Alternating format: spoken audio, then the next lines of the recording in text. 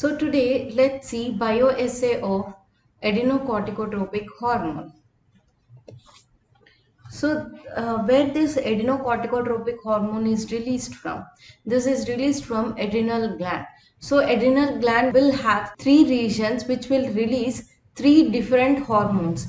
The first one is zona glomerulus, which will secrete aldosterone, and zona fasciculata, which will secrete corticosteroids, and zona reticularis, which will secrete sex hormones. So this adenocorticotropic hormone is also known as corticotropin. So when these are released, when we are in tension or when we are in stress, then these hormones will be released in our body. So what will release this one? Corticotropic releasing factor. This will produce corticotropic releasing hormone. Then this will produce this adenocorticotropic hormones. This will go and activate adrenal gland, which will activate zona cells and produces this steroid hormones. So let's see the method used for this adenocorticotropic hormone. It is multi-point bioassay. So reference is we have to take corticotropins from this soap, and we have to purify that corticotropins, and we have to dry it. We have to freeze dry it. Like it should be totally like ice. It should be like ice piece only. Then we have to use this for the experiment. So one ampule consists of 5 units of this adenocorticotropin. So there are two methods. So let's see the procedure here. So in this procedure there are two methods. One is IV method and the next one is subcutaneous method. The both methods will be same, but the route of administration is different.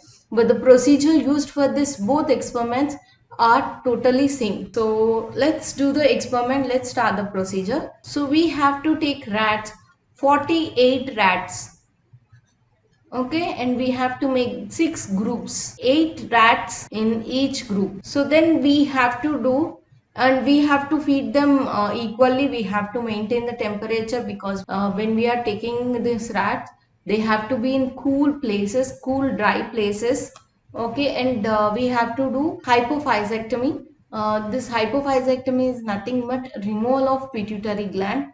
So then after removal of this pituitary gland, why we are removing this pituitary glands? Because due to stress, it should not release. When we are catching it, it will go through stress, right? So then it should not produce any corticosteroids. That's why we are removing this pituitary gland.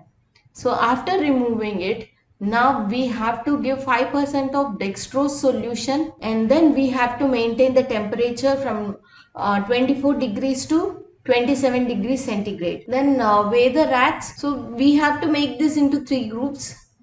So 3 standard and 3 test. So we have to give equally, like we if we are making this 2 tests, we are making 3 groups. 3 groups means here you will be having 3 groups and here you will be having 3 groups. So totally it will be 6 groups.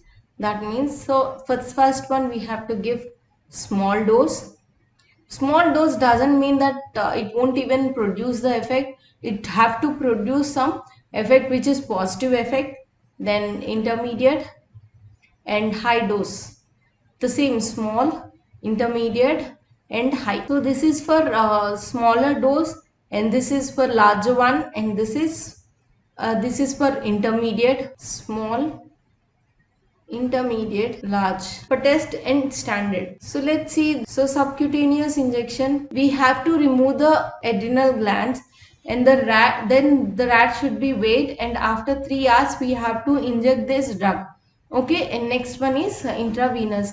The same thing, we have to remove the adrenals, and we have to again, after removing the adrenal gland, we have to weigh this rats, and then after 55 to 65 minutes, then we have to give the drug. Then after giving this drug, we have to compare with standards S1, S2, S3 with T1, T2 and T3. When we are comparing, if it is showing the same result as standard, that means our sample is reaching to the standard to reaching to a, even our sample is very good, as then our sample is as good as standard one. Okay, so this is adrenocorticotropic hormone bioassay.